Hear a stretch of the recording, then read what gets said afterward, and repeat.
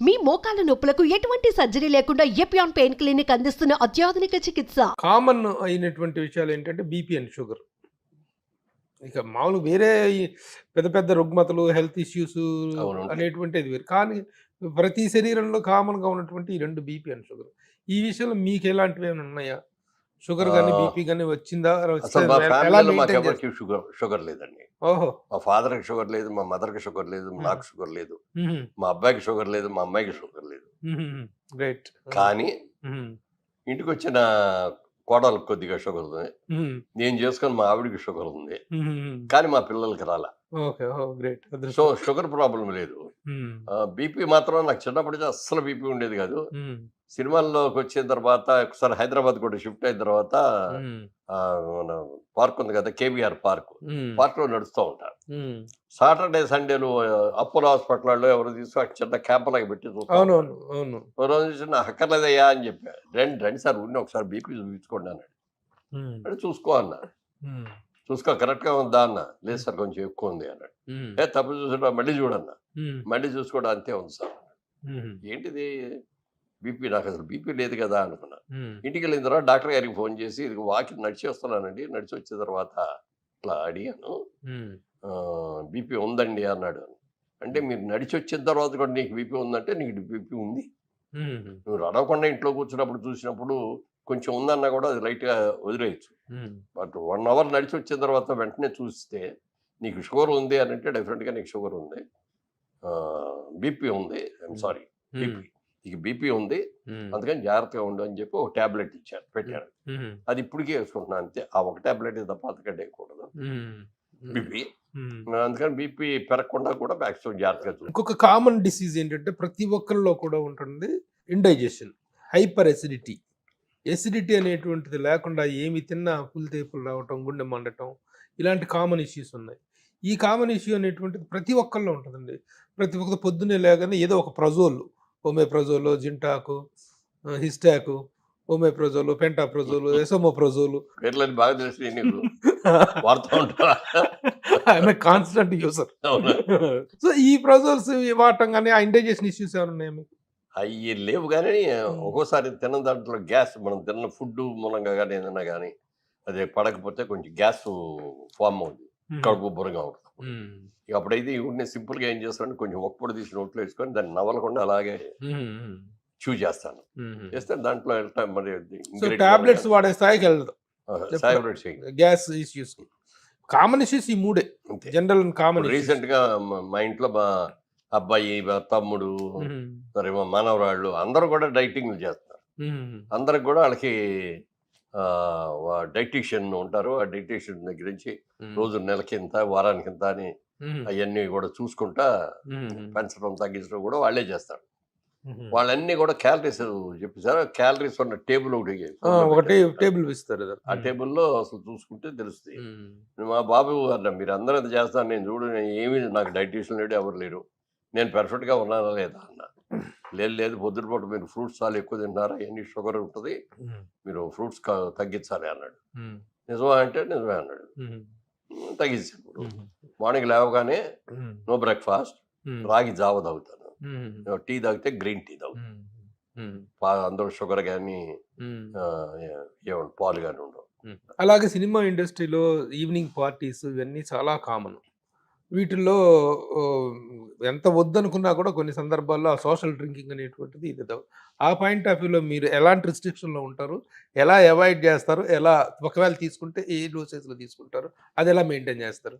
కొంచెం అక్కడ మాత్రం లిమిట్ దాటుతున్న సందర్భాలు చాలా ఉన్నాయి. హ్మ్. నెక్స్ట్ డే చూసుకొని వెయిట్ చూసుకునేటప్పటికి హాఫ్ కేజీయో, 3/4 కేజీయో తేడా వచ్చేస్తాయి. హ్మ్. హ్మ్. అమ్మో!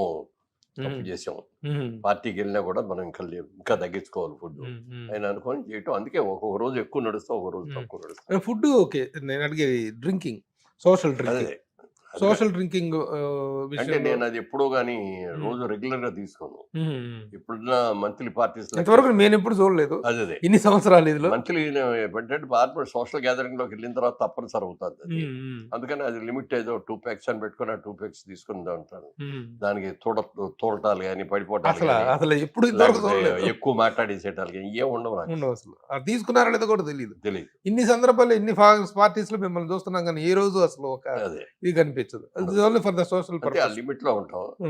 అంటే ముందు వేసుకోవటమే 30 ml 40 ml వేసుకొని అందులో సోడా అంటే డ్రింక్ లో కూడా సార్ కొన్ని కూడా బ్రాందీ అండ్ విస్కీ అని ఉంటాయి. ఈ షుగర్ మీరు ఏది ప్రిఫర్ చేస్తారు ఒకవేళ తీసుకుంటే? నాగేశ్వరరావు గారు నాకు చెప్పినప్పుడు అయితే బ్రాండీ దాని చెప్పారు ఆయన. కొన్నాళ్ళు బ్రాండీ తాగాను. ఇంట్లో బ్రాండీ కూడా అప్పుడు తెప్పించుకొని అయ్యే వాడేవాడిని. ఇంట్లో అసలు తాగను, బట్ ఏదైనా సందర్భం వస్తే అప్పుడు. కానీ బయటికి వెళ్తాను, ఎక్కడికి వెళ్ళినా బ్రాండీ ఎక్కడ ఉండలేదు. ఏ పార్టీలో వెళ్ళినా చూసినా విస్కీలే ఉంటున్నాయి. విస్కీలే ఉంటాయి. ఈ సభలే నాకు బ్రాండీ కావాలని చెప్పి అన్ని ఆడబడి పరిగెత్తి బ్రాండీ తేవటానికి వెళ్ళాం. లేకపోతే నేనే నా బాటిల్ నాకు కొందలేండి నేను తీసుకోవడం కానీ ఇవన్నీ ఎందుకు వచ్చింది అని చెప్పి ప్రిఫరబుల్ అయితే మాక్సిమం నెలలో ఉంటే 2 పార్టీలు ఉంటాయి. అంతే అంటే 2 కిట్టి పార్టీల్లో మెంబర్ని. ఆ కిట్టి పార్టీ రోజున వాళ్ళు మందు భోజనం అవన్నీ ఉంటాయి.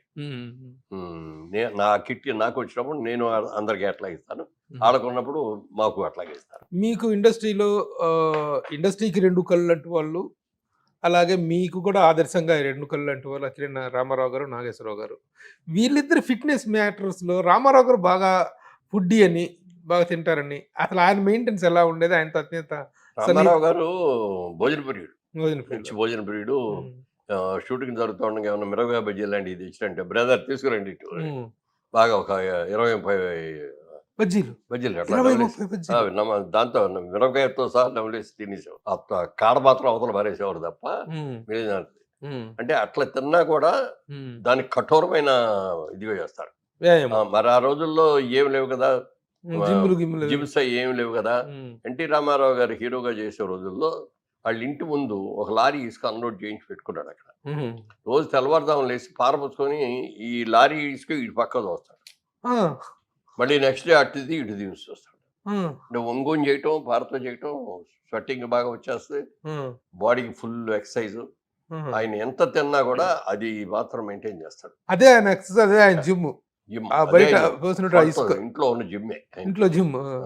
అలాగే మరి పౌరాణికాలు చేసినప్పుడు పైన షర్ట్ కూడా ఉండదు కదా. ఏదో ఇప్పుడు ఇట్లా అంటే పైన కోటో ఇటో ఏదో వేస్తాం, కొంచెం కవర్ చేస్తాం. పౌరాణికాలు వేసినప్పుడు చాలా జాగ్రత్తగా ఉండాలి, అందుకని చాలా స్ట్రిక్ట్ గా ఉంటారు ఆయన. ఆయన రోజుకి ఒక్క మీలే తింటారు. అది కూడా తెల్లవారుజామున 5 తినేస్తారు విత్ 1 full చికెన్. కోడి వండిచ్చేసి పెడతారు అక్కడ, శుభ్రంగా దాంతో భోజనం చేస్తారు. అంతే. మళ్ళీ నెక్స్ట్ డే మార్నింగే నాటుకోడి, మళ్ళీ నెక్స్ట్ డే మార్నింగే ఫుడ్. మధ్యలో ఇంకేం తినరా? మధ్యలో తినరా అంటే చిన్న స్నాక్ లాంటి బజ్జీలు, మీరు అన్నారట బజ్జీలు అట్టటి. బజ్జీలు కూడా ఎక్కువ కాదు, ఏదో స్నాక్. నైట్ టైం కూడా ఏమైనా ఫ్రూట్స్ తీసుకుంటారేమో, అంతే. Only 1 meal.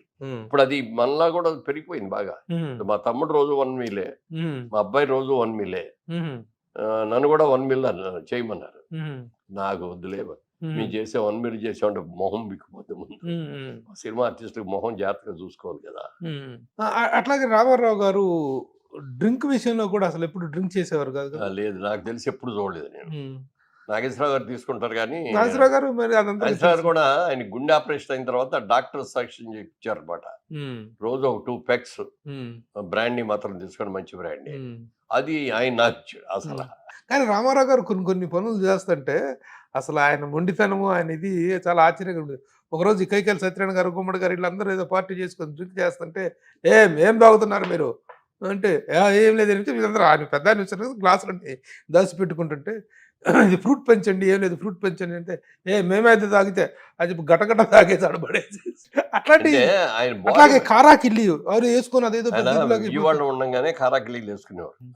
హోటల్ దగ్గర గవర్నమెంట్ పార్టీ సెంటర్ లో ఉంటుంది అనమాట. రోజు అక్కడ వెళ్ళగానే 4 కిల్లీలు కట్టిస్తాడు, ఆ కారాకిల్లి వేసుకునేవాడు. సినిమాలోకి వచ్చిన తర్వాత అందరూ చెప్పిన దాని మీద మేకప్ వాళ్ళు కానీ డైరెక్టర్ గాని చెప్పాక, ఈ పళ్ళు గారబట్టేస్తాయి, కారాకిల్లి తింటే వద్దు అంటే మానేశారు. కానీ ఆయన ట్రావెల్ చేసేటప్పుడు మెడ్రాస్ నుంచి అప్పుడు అన్ని ఇయ్యే కదా, ట్రైన్సే కానీ ఫ్లైట్స్ ఉండేవి కాదు కదా. అవుట్డోర్ షూటింగ్ వైజాగ్ కానీ లేకపోతే రాజమండ్రి కానీ ఇంకో చోట కానీ వెళ్ళేటప్పుడు కార్లో ట్రైన్లో ట్రావెల్ చేసేటప్పుడు స్టేషన్ తీసుకొచ్చి ఇచ్చేవాడు ఆ కార్కి. అలాగే ఆయనకి మార్నింగ్ టిఫిన్ క్యారేజ్ అక్కడికి వచ్చేది, లంచ్ టైంకి ఏ రాజమండ్రిలోనో లంచ్ టైంకి మళ్ళీ అక్కడ క్యారేజ్ చేయటం.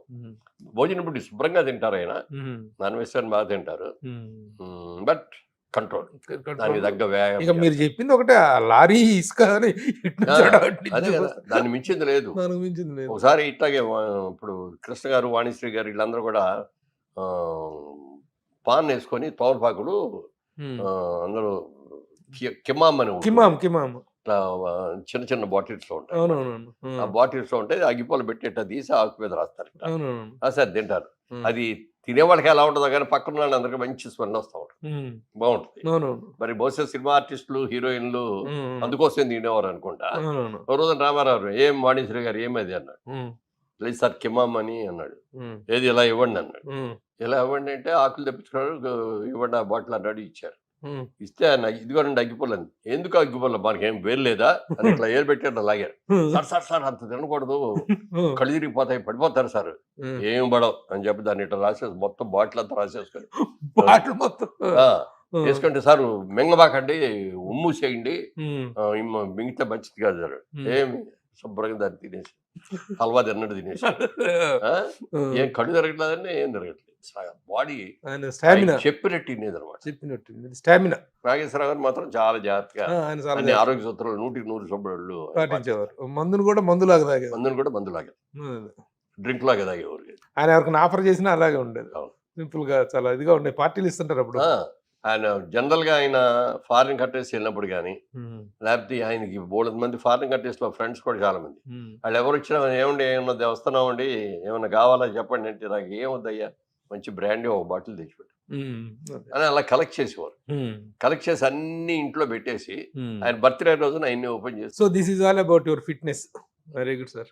ఫిట్నెస్ విషయంలో నిజంగా మిమ్మల్ని ఫాలో అవటం అనేది, మీరు మెయింటైన్ చేసినటువంటిది very inspiring way of living. అది చాలా హ్యాపీ. ఈ విషయాన్ని మా సుమన్ టీవీతో షేర్ చేసుకున్నందుకు.